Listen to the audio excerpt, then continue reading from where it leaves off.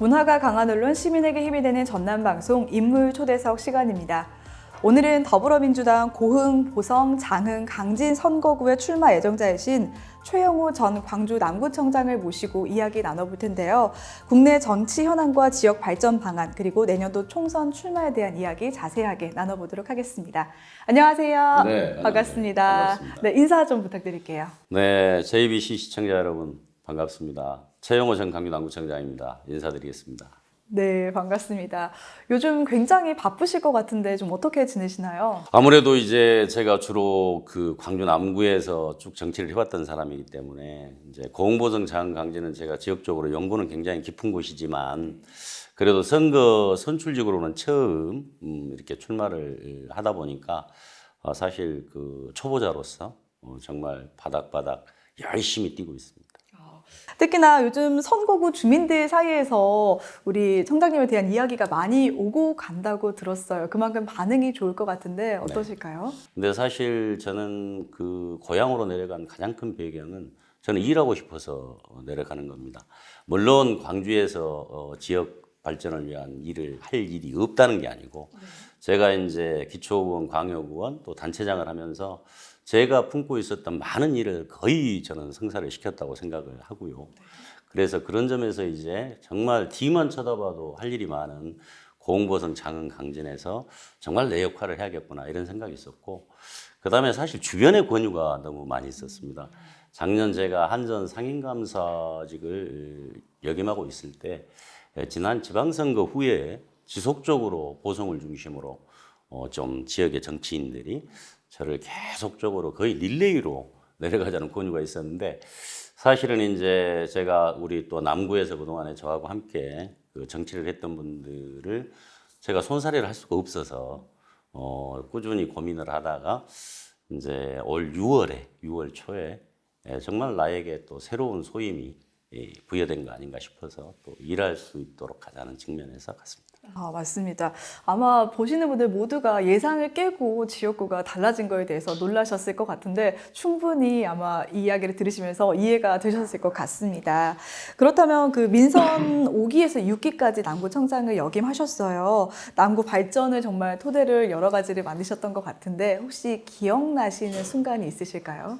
저는 이제 다른 것보다는 제가 구청장이지만 권한을 주민들과 함께 사용하기 위해서 많은 노력을 했습니다. 그러니까 대표적으로 그 남구청사 이전 때도 그 제가 혼자 결정한 게 아니고 26번의 주민 설명회 그리고 전국에서는 처음으로 직접 투표도 했고 또 그 여론조사도 설문조사도 충분히 거치면서 결정을 했고 또 오카리나 대합주를 제가 15,000명, 2만 명 3회에 걸쳐서 해가지고 최종적으로 영국 기네스북에 8,647명이 이제 그 오카리나 대합주로 기네스북에 등재가 됐는데 그동안에 이제 우리 지역 주민들은 항상 관객의 입장에서만 그 공연을 봤던 것을 본인들이 직접 주인공이 되게끔 제가 했고 또 이제 매니페스토 관련해서도 제가 구청장 8년 하면서 한 번도 최우수상을 놓친 적이 없는데 그 공약을 마련하는 것에서 평가하는 것까지 전부 주민들 대표와 함께 했기 때문에 그런 좋은 성과를 얻었지 않았나 싶고요.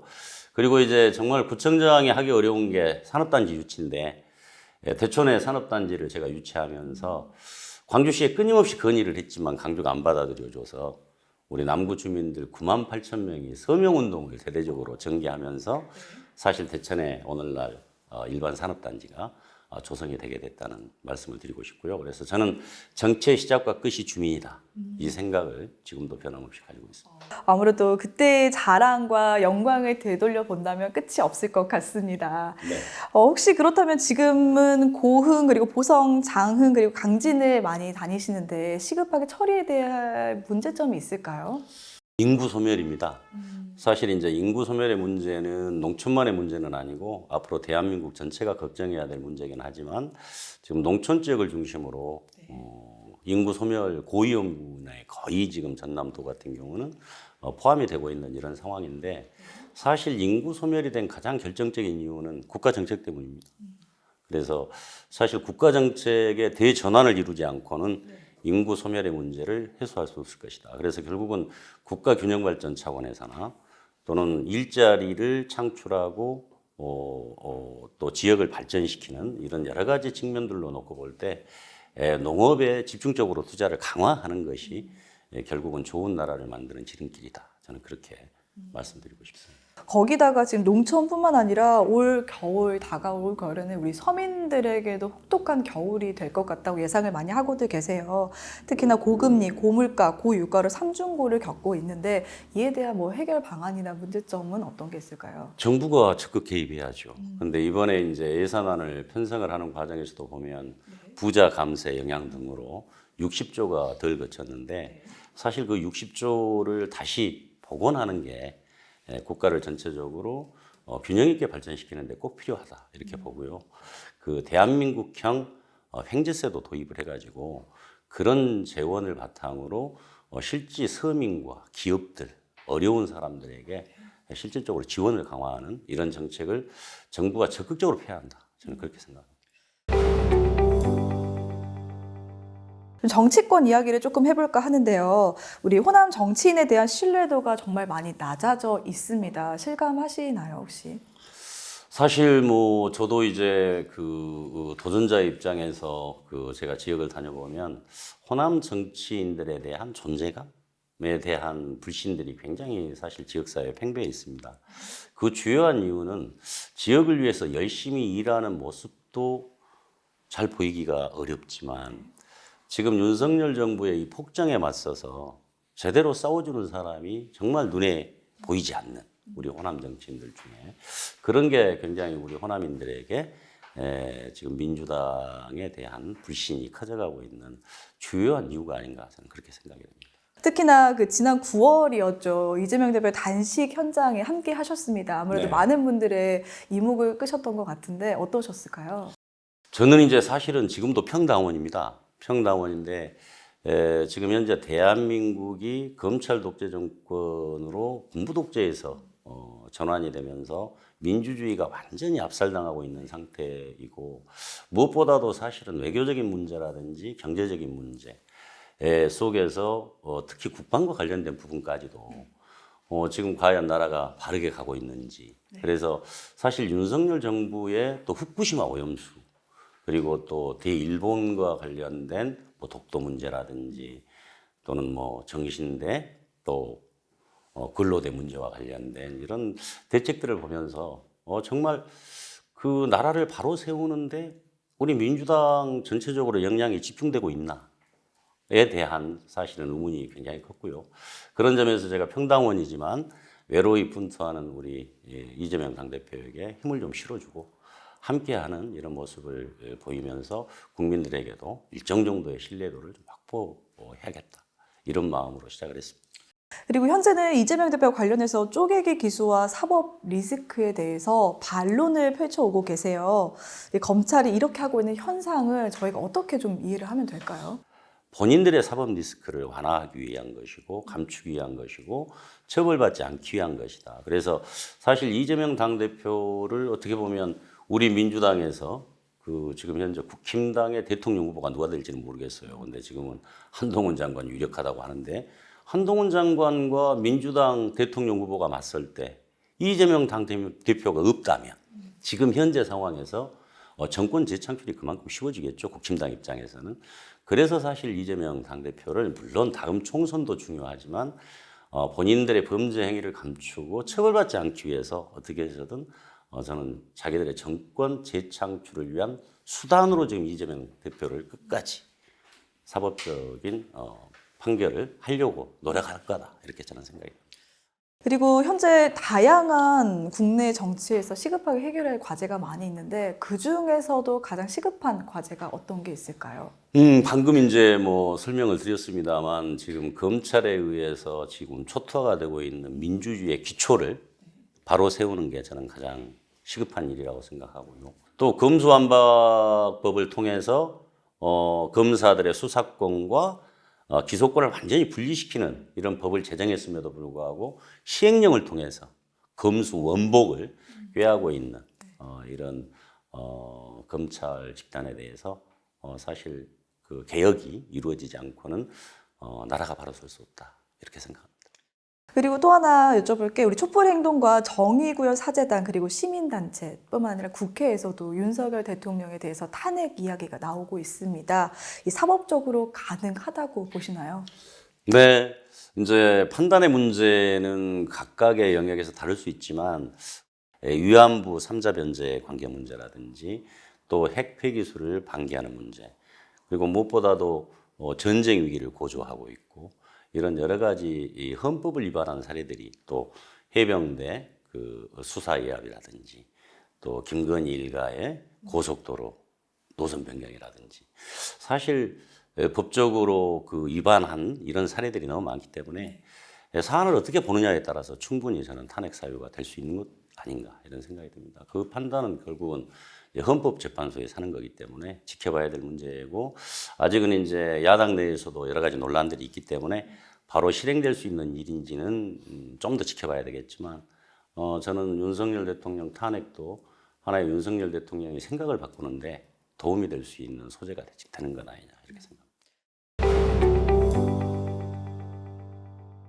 그럼 다시 한번 지역 조금 이야기를 나눠볼까 합니다. 고흥, 보성, 장흥, 강진에 여러 군데 다녀보셨을 텐데 발전 전략이 있을까요? 고흥보성 장강진은 공통적으로 그 하늘과 땅과 바다를 보유하고 있는 곳입니다. 그래서 이 네 개 군에 공통적으로 변화 발전시킬 수 있는 전략을 제가 4대 전략으로 생각을 하고 있는데 첫 번째는 우주 항공 산업이고요. 그리고 이제 녹색 생명 산업, 그리고 해양 관광 산업, 그리고 신재생 에너지 산업. 이 네 개의 전략 산업을 국가 발전의 핵심 축으로 특히 대통령 선거라든지 중요한 기회 때 반드시 국가 전략으로 포함을 시켜서 국가 전략적으로 발전시켜 가야 한다. 이렇게 생각이 됩니다. 방금 말씀하셨던 것 중에서 신재생 에너지 산업 중에서는 이 증산이 필요한 부분임에도 지역 주민들의 반발이 조금 있다고 들었습니다. 좀 어떤가요? 기업들이 일방적으로 이익을 가져가는 구조.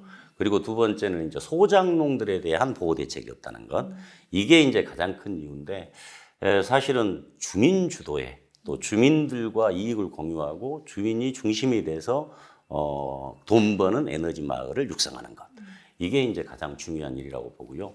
그리고 구체적으로 이제 이익을 분배할 때도 지금은 이제 토지 소유주와 투자자만 이를테면 분배를 하고 있는데 당연히 소장농도 저는 참여가 가능해야 된다고 봅니다. 그래서 그런 점들까지를 함께 고민을 해서 푼다면 앞으로 광주 전남의 새로운 미래 먹거리로 충분히 기능할 거고 앞으로 밝은 또 전남의 미래가 펼쳐질 수 있다. 저는 그렇게 생각합니다.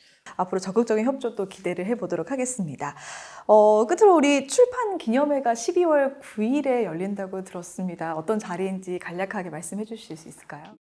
아무래도 제가 남구에서가 아니라 고흥보성 장흥강진으로 출마 예정지를 바꾸다 보니까 우리 고흥보성 장흥강진의 지금 현 실태와 그리고 어떻게 문제를 풀어가야 될 것인지에 대한 대책 이런 것들은 반드시 우리 지역 주민들에게 내가 내 자신의 생각을 알릴 필요가 있겠다 이런 생각이 들어서 12월 9일 날 보성문화예술회관에서 출판기념회를 갖기로 했습니다.